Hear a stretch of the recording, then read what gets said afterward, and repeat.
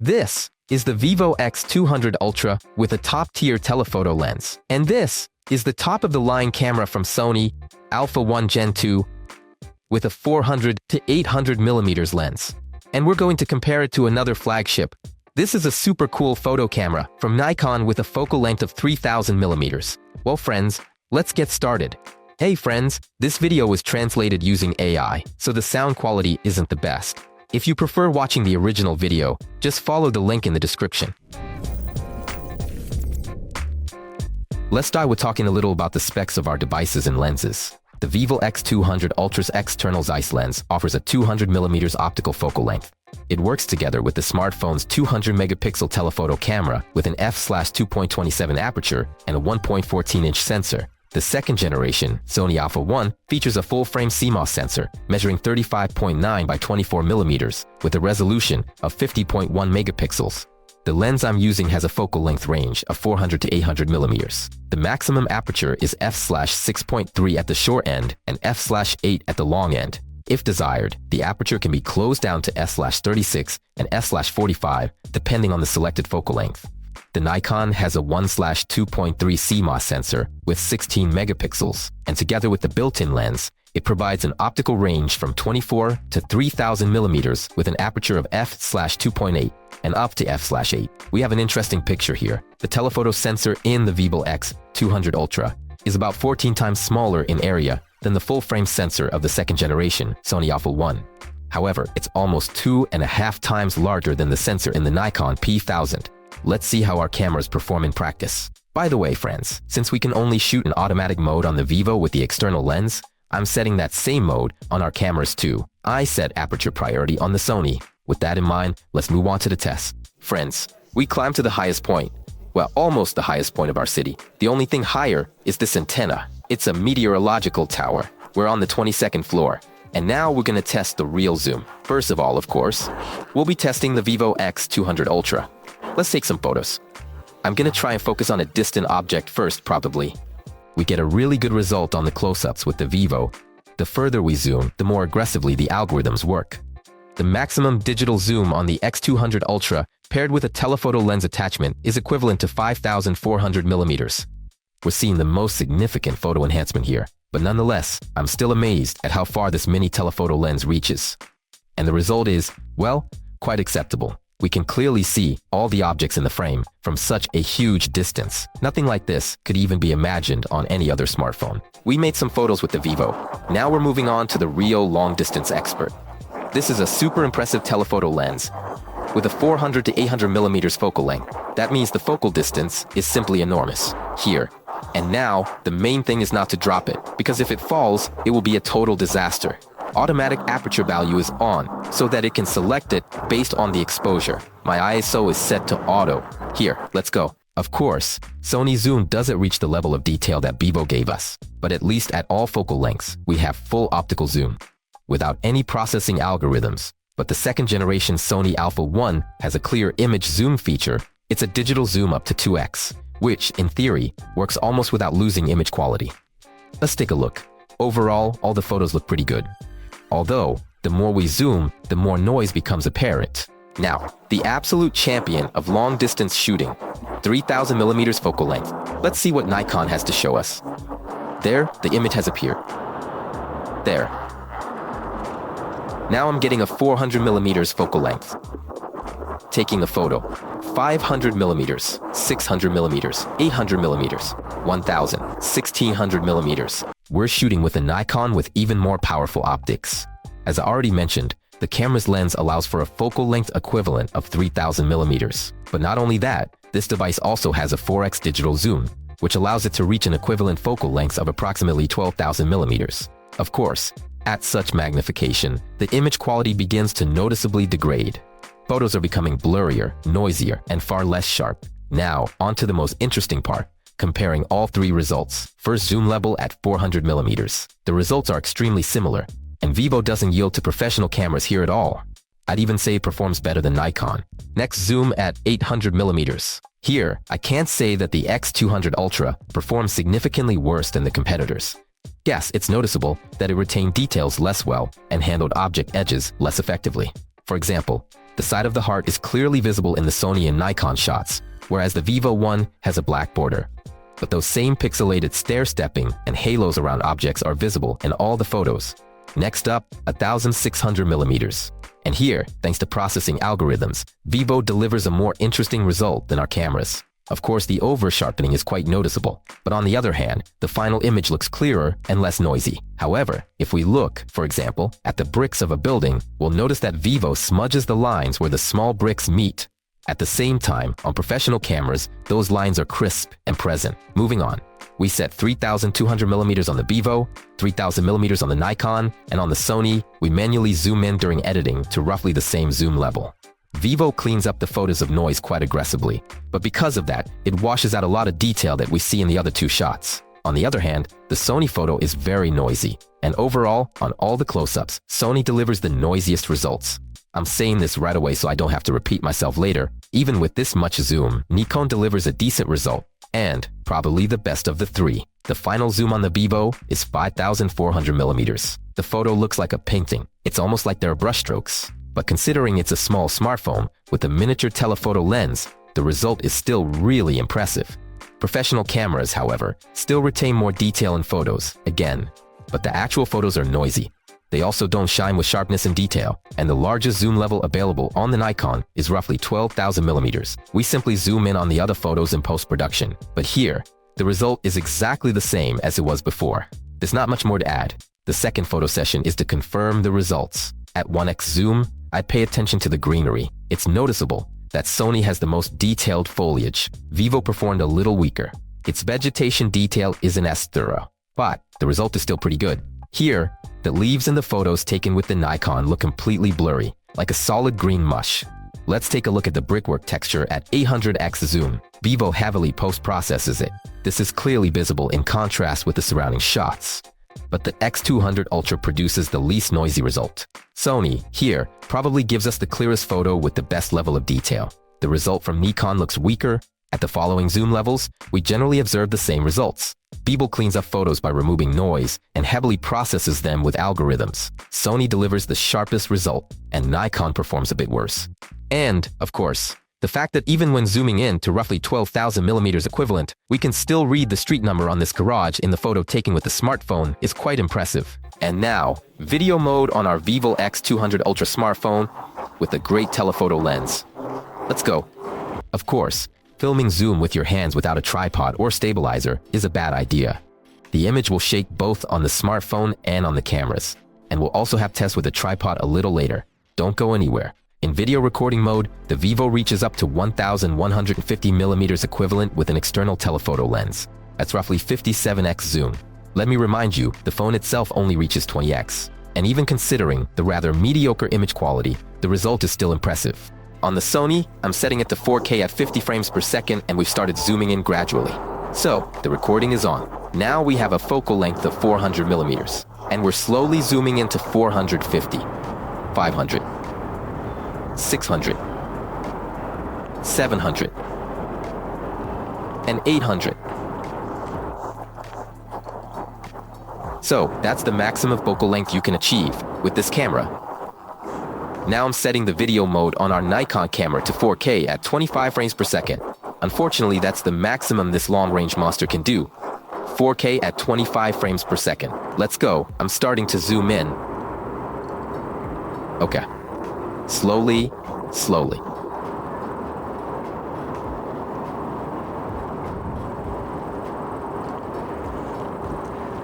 Unfortunately, it's not showing me the focal length right now. I mean, I can't even see it, unfortunately, on my Nikon. I'm only seeing the aperture and shutter speed. But I can see that it's just unreal. The picture is just really great. 4K 25 frames per second. I'm zooming in even further now. Well, in video mode, of course, I think Nikon will beat everyone. Damn, it's just insane. I'm capturing the highest point, I think. Just, wow. That's it. Can't zoom in further. But the image here is already quite blurry, but you can see the very top dome of our meteorological tower. There, that's it. This is maximum zoom, probably The focal length is something like 5,000 millimeters. To be precise, the maximum digital zoom on the Nikon when shooting video is 3.6 times the optical zoom, which roughly equates to 11,000 millimeters. But let's move on to comparing all three videos. For a fair comparison, we're going to set it to the same level of zoom, take a freeze frame, and see what we get. And the result isn't surprising. Sony optics deliver the best quality in terms of sharpness and detail. Nikon performs slightly worse, and Vivo the weakest of all. As for zoom range, Nikon definitely gives its competitors no chance. The video quality at maximum zoom is a bit lacking, but the fact that it can zoom that far is impressive. In second place is Vivo. It still reaches a bit further than Sony. Friends, now imagine. We're going out into nature to shoot birds or some animals. But here, of course, a tripod is a must. The camera is actually very heavy. With this kind of lens, I think, it's best to use it on a tripod. While Vivo, certainly, as well as his camera, can be used handheld. But it's still better with a tripod, of course. Now we're going to film our cats in nature. The distance will be about 50 meters. What do I like about the Sony camera is a cool feature here called Cat Autofocus. And right now, I'm actually setting up what to recognize, and I'm setting it to animals. Animal and bird. Vivo delivers very pleasing photos of our beautiful cat on close-ups and up to 1,600 millimeters zoom. Excellent detail, fur texture, and overall decent quality. But starting with 1,600 millimeters zoom and beyond, we again notice very strong algorithmic upscaling of the images. And, for example, at the last zoom level, the fur looks quite unnatural and blurred. On the other hand, just look at how much zoom we managed to achieve. Sony's result looks great. We've got a very detailed photo with maximum detail, right down to the individual hairs on the cat's ears. And our optics allow us to achieve a great optical background blur, which adds depth to the images. As for photos with the Nikon, and this test I didn't take them in automatic mode, but with manual settings. I just decided to try it out for myself. What can I say?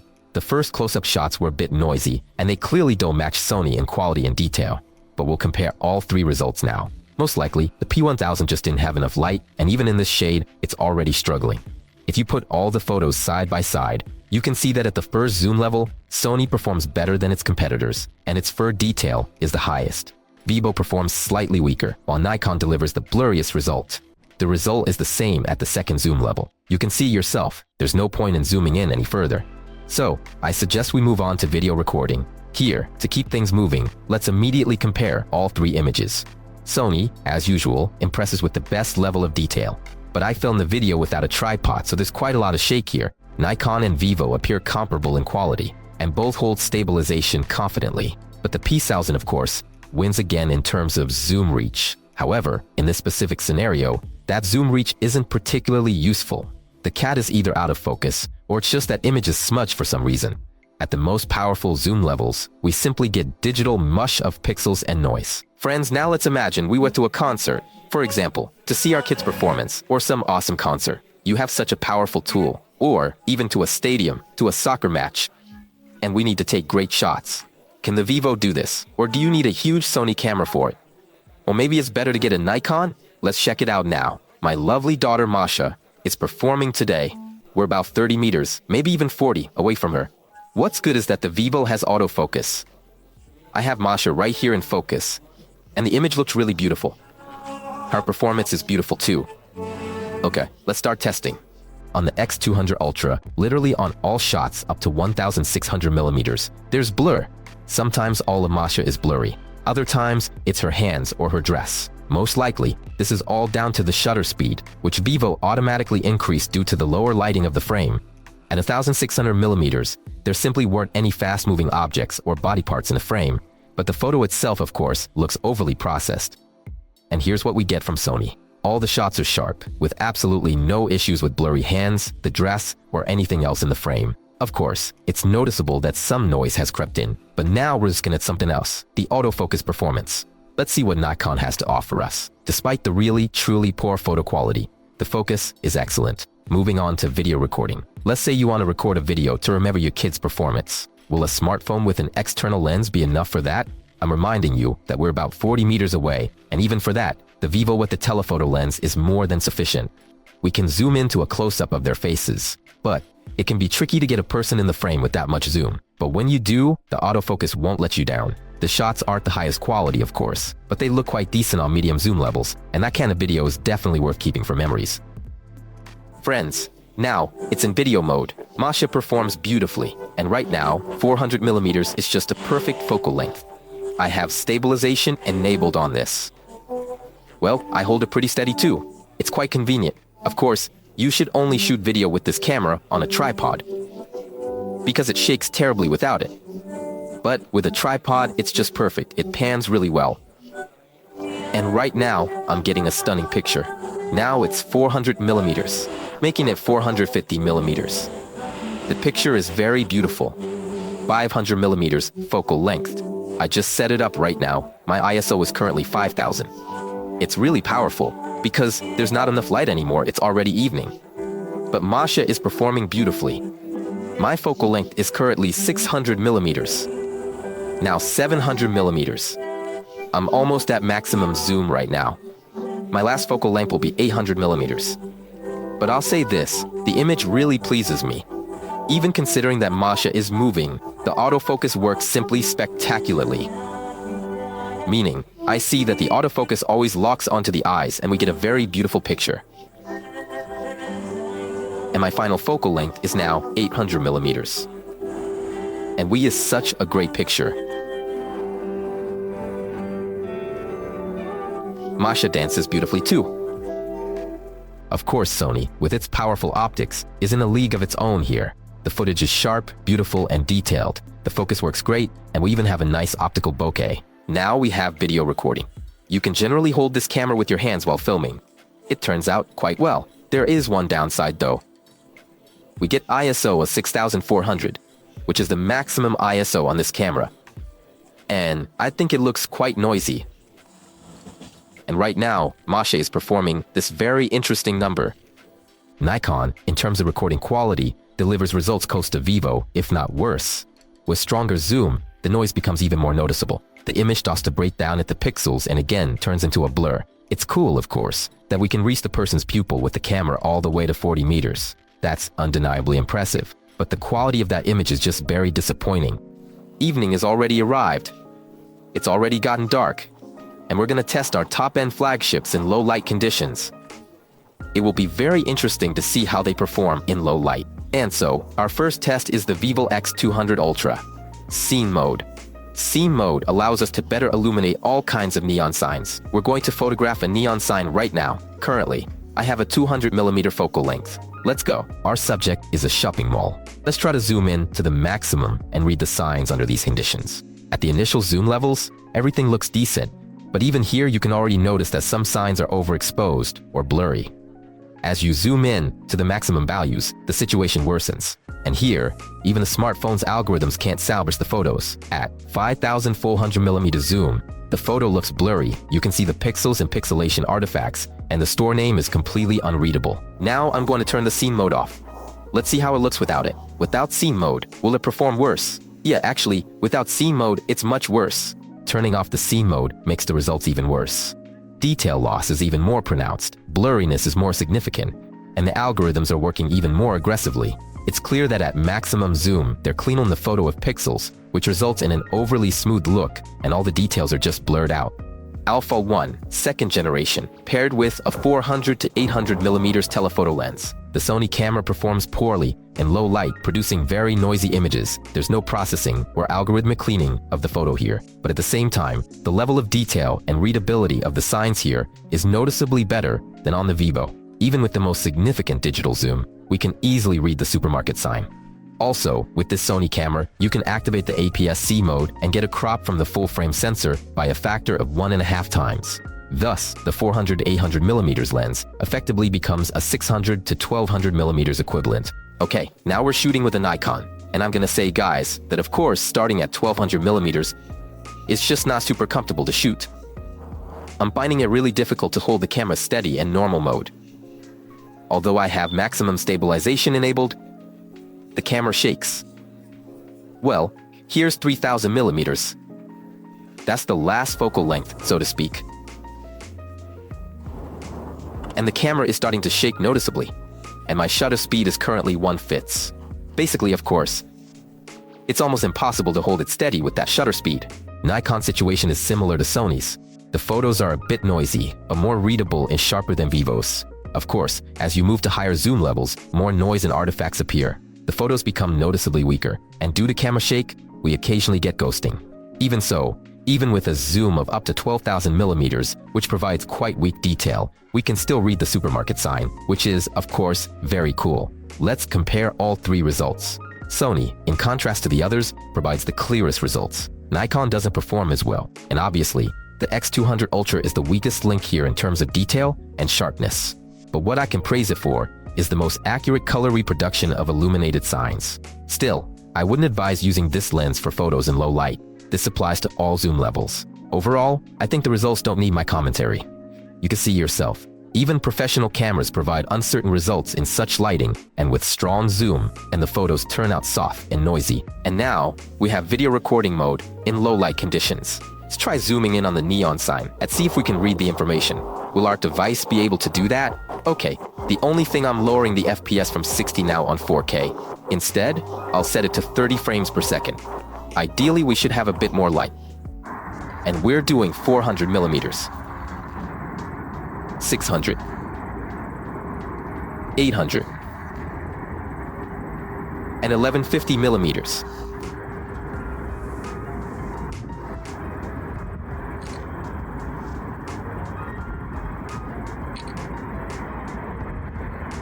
Okay, stopping the recording now. Let's try. 400. 600. 800. And 1150. But it really started shaking a lot more. It feels like it.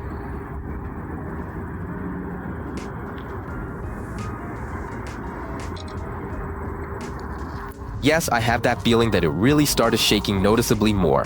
The video from Vivo, of course, looks rather weak. There's a lot of noise and distortion, and the round sign is completely blown out. Now we have the Sony Alpha 1 2nd generation and a telephoto lens with the 400 to 800 millimeters range. Let's go.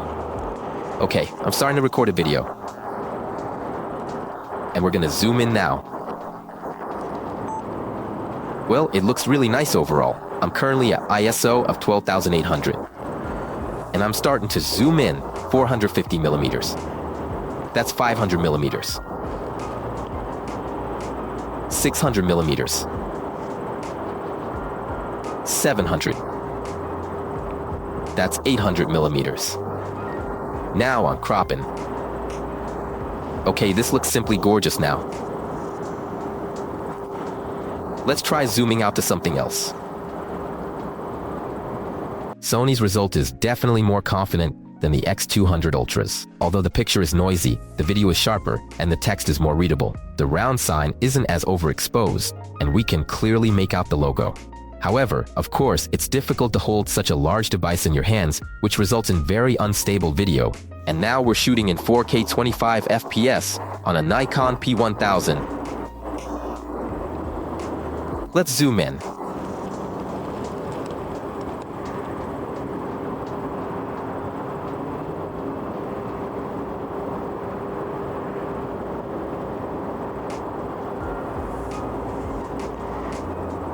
Man, it's just amazing.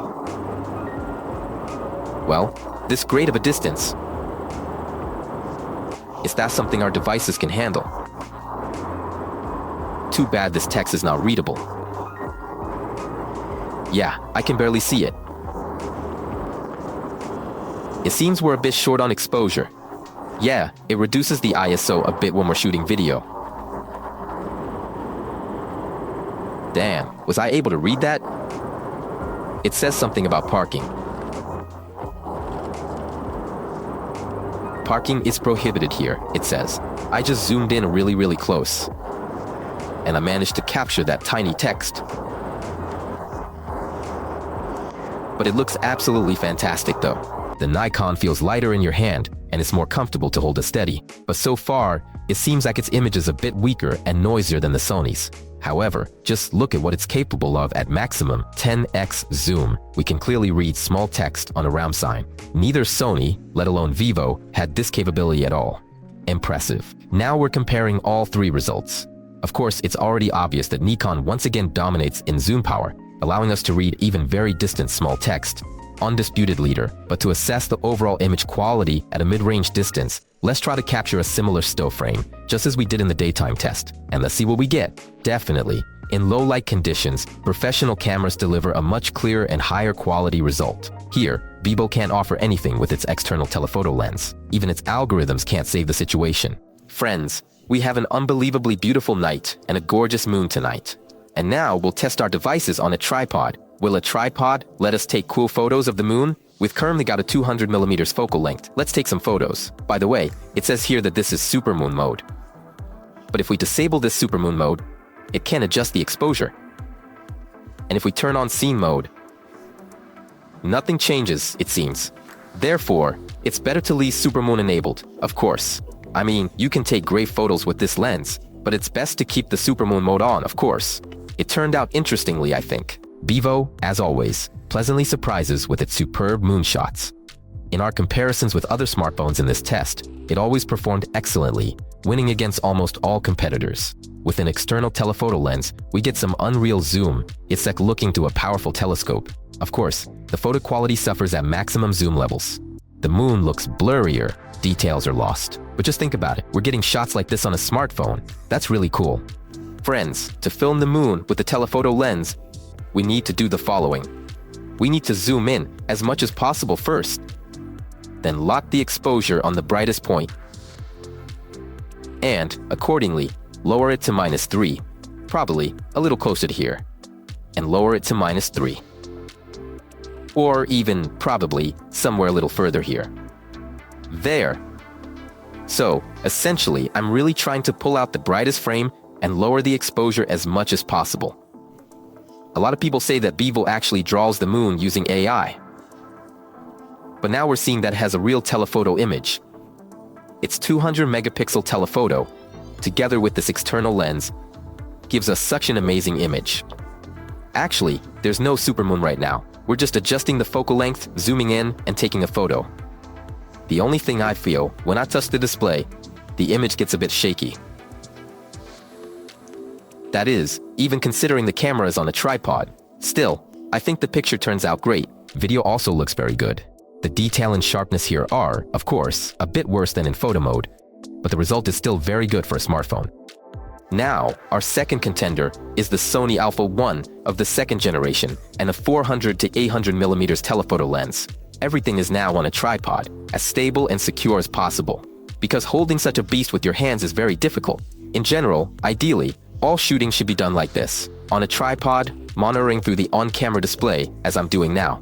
I've set everything to manual mode now. My ISO is currently set to 100, the minimum ISO value. The shutter speed is 1/100th of a second, and the aperture is f/6.3, which is the widest aperture available. And now we're going to take a look. But I already really like the image.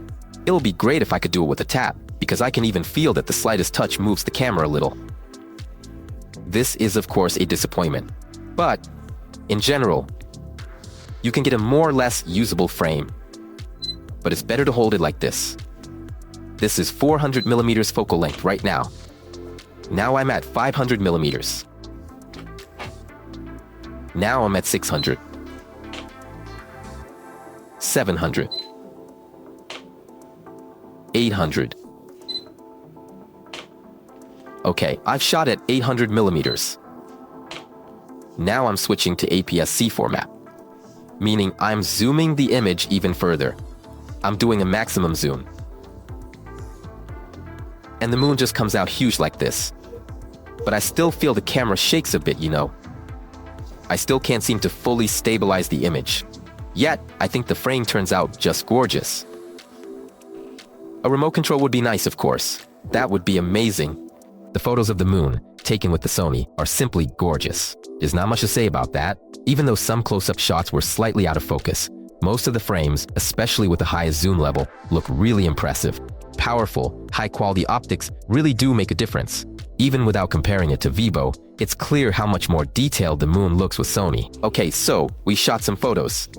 Now we're moving into video mode. Let's see how our video turns out. Okay, now I'm setting the focal length to 400mm. Everything is the same on my end. Now, 1/100th. I'm recording in 4K at 50 frames per second. we're filming the moon in 4K at 50 frames per second. This is funny, of course, but let's give it a try. So, basically, I have everything set up on a tripod, and I'm starting to zoom in slowly. Manual mode. Currently, it's at a 500mm focal length, 600mm, 700mm, and the maximum is 800mm. I think the image looks pretty cool. The autofocus is working brilliantly. Now I'm doing a crop. Oh, that was already with the crop. Now I'm zooming. Ah, this was with maximum crop and zoom. Well, yeah.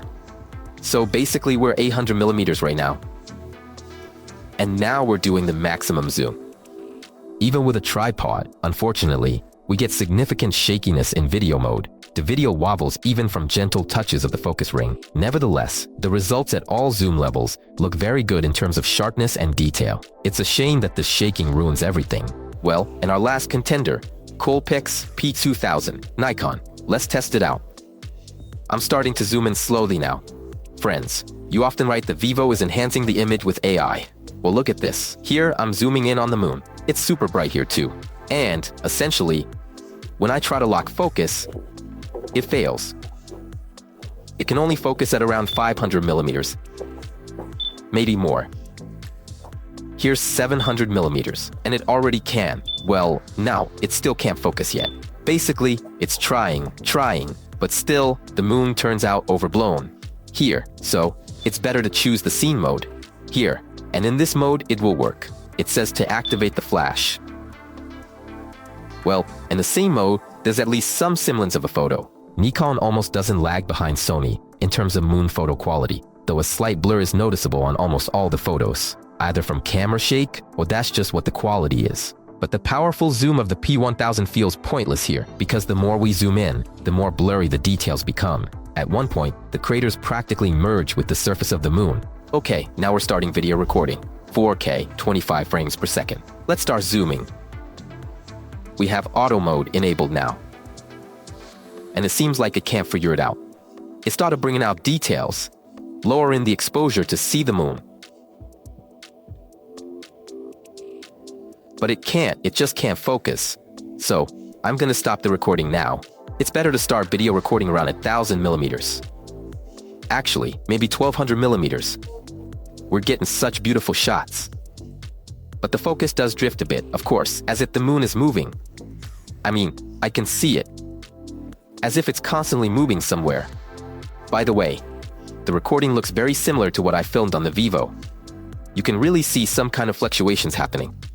Yeah, and there's no AI post-processing here. And here's the maximum zoom we can get on the Nikon P1000. Well, you can actually see the moon moving, and it's constantly leaving the frame. Meaning, I'm not touching anything, I'm not moving the camera, but the moon is leaving the frame, friends. Meaning it's moving, of course, at a very high speed, and the speed is quite fast, over 1,000 kilometers per second.